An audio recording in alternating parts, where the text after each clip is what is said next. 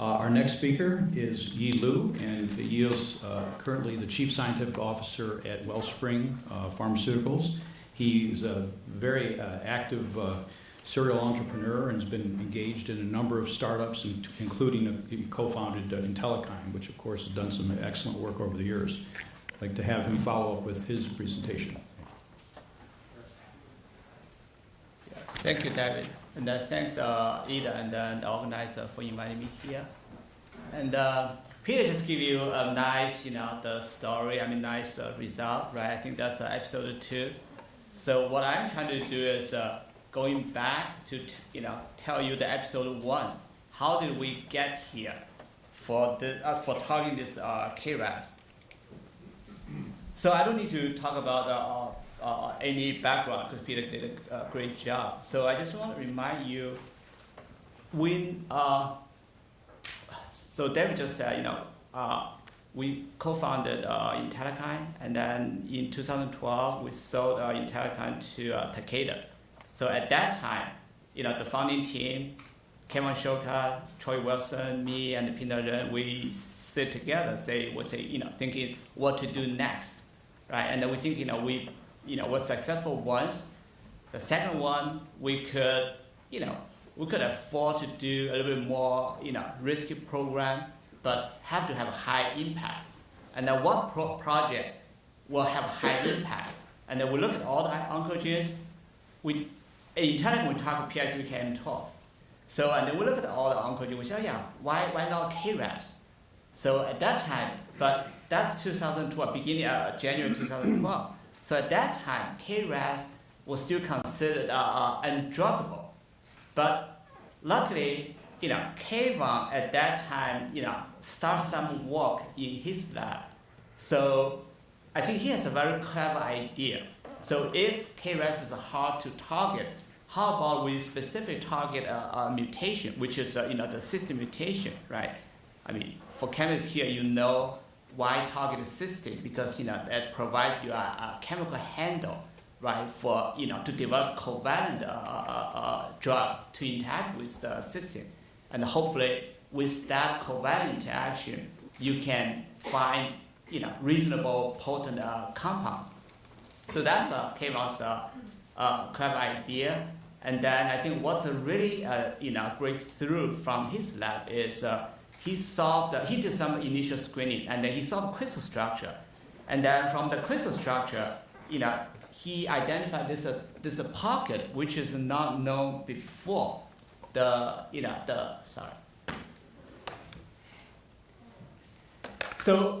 the pocket is like next to this G12C mutation, right? So this gives us basically not just a chemical handle for cysteine, but also a pocket which is feasible to develop selective covalent inhibitors. So that's 2012, and then 2013, Kevin published that paper. But at that time, people still very skeptical. I remember Jamie Christian came to Wellspring. He left Pfizer and he came to Wellspring for an interview. I think I did a great job to convince him this approach can work. Because at that time, we took the best compound from Kevin, and then we developed a cellular approach, trying to look at the cellular activity, whether the compound really can react with G12C in the cell. So here's the result. We took the best compound, and then we look at this molecule, even at 100 micromolar, we don't see much cellular engagement. So at that time, so that's what we're really wondering, why is that? Because that compound is, biochemical is, most potent compound from Kevin. So we think, there could be 2 reasons. One reason is maybe, that's you still don't have enough biochemical activity there. You still don't find it potent enough. But there's another reason. So the concern for this approach is Kevin knows that approach you can only bind to inactive GDP. So at that time, the canonical view is if KRAS if you have a mutation, So the KRAS will be in this constitutively active state. So if you now bind to this inactive state, so it won't do anything, right? So that's kind of at that time, that's the canonical view. So, and then at that time, our thinking is that really true? You know, is KRAS really, you know, stuck in this constitutively active state? Does KRAS, you know, even the mutant KRAS cycle between active and inactive? So at that time, I almost asked every, you know, the KRAS expert in the field, right, including Frank McCormick, Fred Whittinghoff. I said, you know, do you know whether the KRAS, you know, KRAS mutant cycle or not? I think at that time, the answer obviously is no, right? And then, you know, I mean, people still don't think that, you know, it cycles, or even the cycle must be very slow. If the cycle very slow for us developing drug, that probably won't work. So, but at that time, that's 2012, we said, okay, let's just spend time. If it's a biology, nothing you can do. So let's just focus on, can we, you know, make a more potent compound, and then see what will happen. So that's what we did. So we took from the, you know, the KRAS, you know, most potent compound, that's compound 12 there. And then, you know, very quickly, we identified a more potent compound, the compound RS-107 and A53. And A53 improved about like, you know, 500-fold biochemical activity there. And then we saw the crystal structure still binds to the same pocket. And then also it still only binds to KRAS GDP form. It doesn't bind to KRAS GTP form. But then we look at the cellular activity. So we see the engagement. So we see this compound can engage KRAS G12C at the micromolar potency. And then now start to inhibit the, you know, the signaling. You see the, you know, for the G12C cell line, it inhibits the MAPK pathway, phospholipase 6, and also AKT in this case. And then if it's a which one is the?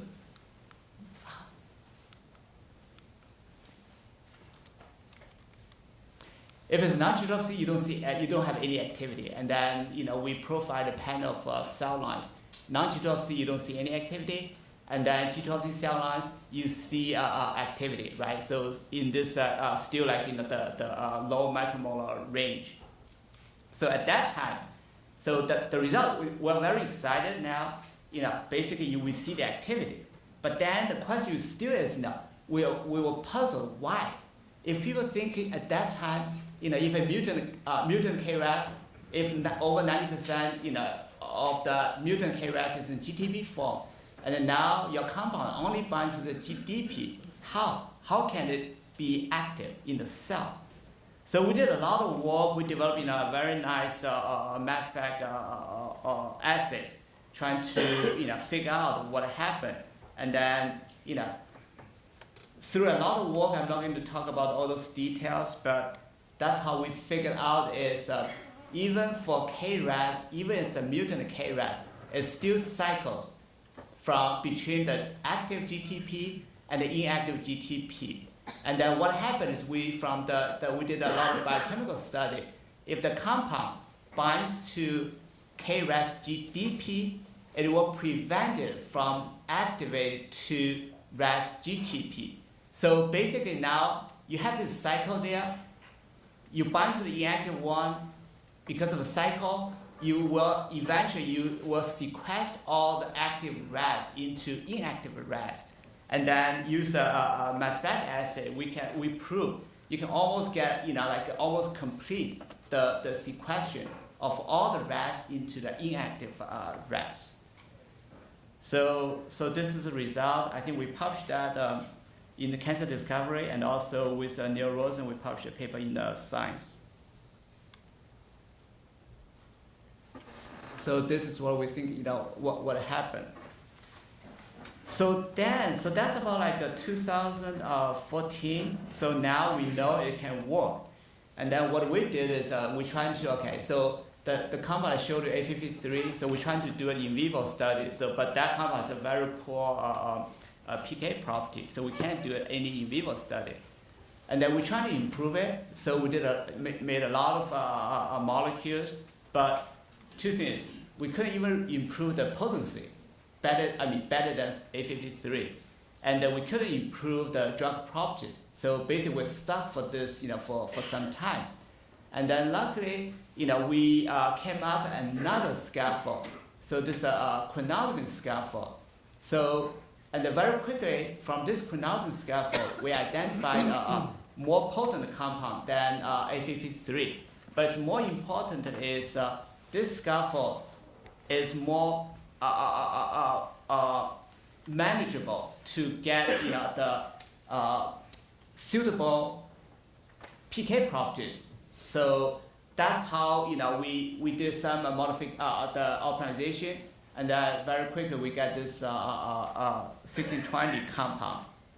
And then with that compound, so first I show you no surprise, it still binds to the same pocket. So hydrophobic pocket here react with cysteine. But with this compound, now we can do in vivo study. So I think before I show you that, I show you it's biochemically improved, and the cellular is also improved. Now it can engage the KRAS G12C in the cell at between 100 to 300 nanomolar potency. And also this compound is very selective. So basically we developed a mass spec assay to check the cysteine profile, look at what other proteins this compound can react in the cell. So you can see the G12C it reacts, and then the next, there's only a couple of other proteins also get labeled by this compound, but still with a pretty big window there. So that compound is very selective. And then we also look at the signaling, so very potent inhibitor signaling, and then we did a lot of control. So it doesn't inhibit the signaling in non-G12C cell lines, and also we have those nice compounds. So we know that compound is the atropine isomer. So that atropine isomer interesting is inactive, and then we throw that compound into the cell. So there's no activity. So that's kind of nice control there. So all the activities come from on target. So in the cell, no surprise, inhibits G12C cell lines, but not non-G12C cell lines. So now with this compound, first time we can take KRAS direct inhibitor into in vivo study. So that's what we did a model there. We take a tumor model with G12C, and then we look at the first, does this compound inhibit the mutant KRAS signaling, and also engage the KRAS G12C in vivo? So here is the engagement. So I also show you PK. We did 2 doses, at the lower dose, high dose, and then at the lower dose you see some kind of engagement, right? So 50% up to, and then at the higher dose, you see an increase in engagement. Now you can see over 75% engagement. And then at that engagement, you see that the KRAS GTP is decreased, and also dose dependent. So this is the pancreatic cancer model with G12C. And then look at the tumor growth inhibition. So it's also dose dependent. At the 50 mg, you see some inhibition. And then at the 200, so you see a regression. And then we also took non-G12C, so no surprise, you don't see any activity. It just tells you how selective this compound is. So with a very nice tool compound, so we try to ask the question, actually David just said at the beginning about this KRAS dependency, right? So if you have a KRAS mutation, do tumors really depend on KRAS or not? So what we know is at that time, already in the literature, people talking about the difference between 2D and 3D, and then that's also reflected here in 2D. So if you look at a panel of G12C cell lines, some of cell lines just not sensitive. Some of the cell lines are sensitive. But when you do this in a 3D, so most of the cell lines actually become sensitive, right? So the question for us is, how about in vivo? So, in vivo, will those be sensitive? Will you see the difference? So that's the question. And then what we did is, before I tell you the in vivo data, so that's just a very quick, we did some study trying to understand why some cell lines, even like why some cell lines are less sensitive, some more sensitive.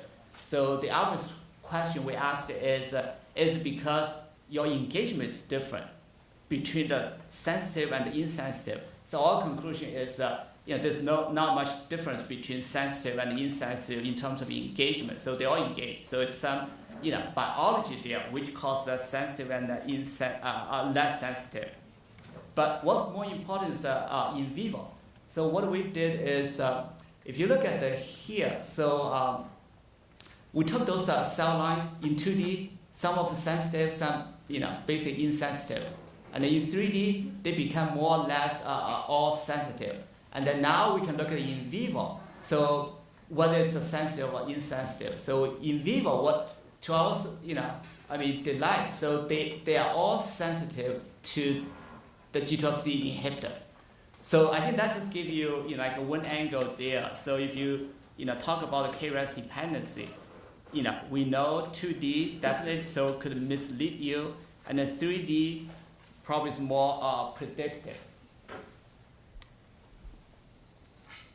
So we also tested the PDX model, so the same thing. So it engaged the G12C in the PDX model, inhibits the pathway, inhibits the tumor growth, it can induce regression. And then PDX, no G12C mutation, no activity. So now I just want to end my talk with this slide. It's just a small story there. So at the beginning in 2012, we're trying to talk to the potential partners, trying to convince them to work with us on this program. And then one potential partner came back to us, said, okay, they're expert, look at the KRAS crystal structure, and then they said they have very the expert opinion there. If you look at the pocket from drugability 1 to 10, 10 become the best.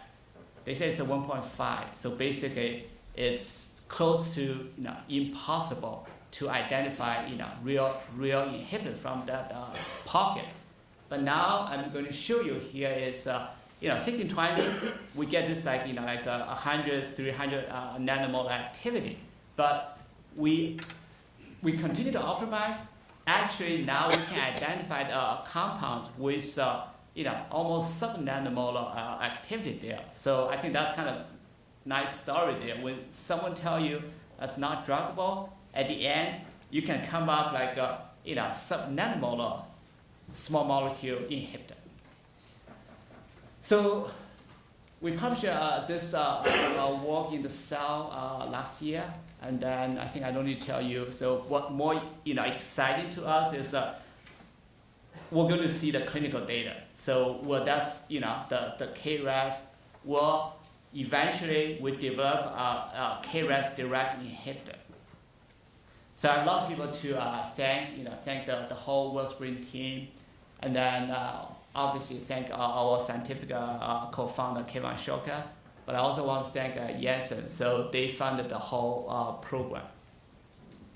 And then thank you.